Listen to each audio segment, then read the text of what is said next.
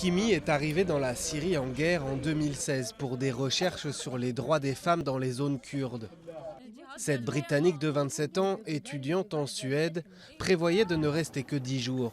Mais elle dit être tombée amoureuse du système d'administration autonome des autorités kurdes. Je suis arrivée ici et après 3 jours, j'ai décidé de rester. Je me suis dit, pourquoi lire des livres en Suède à propos de politique alors que je peux vivre une révolution ?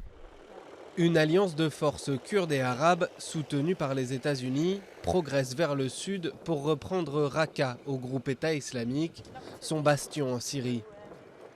Kimi a pris des cours de kurde, puis s'est engagé avec les YPJ, la section féminine des forces armées kurdes. Après quelques mois sur le front, elle a rejoint l'équipe média pour documenter l'offensive sur Raqqa. On regroupe les photos et vidéos que nous avons prises pour les archives. Et ensuite, je vais choisir des photos à diffuser à l'extérieur.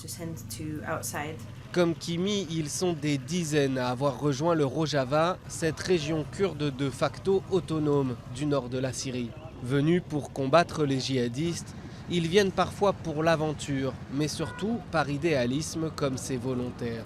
Le monde entier s'inquiète de ce qui se passe ici et on vient ici pour aider, donner notre temps, s'il faut, pour certains donner notre vie pour cette révolution. J'ai 20 ans et je suis venu au Rojava pour 3 raisons. D'abord pour apporter toutes sortes d'aides médicales, j'ai un peu d'expérience. Ensuite pour combattre le I parce que ce sont vraiment des gens mauvais.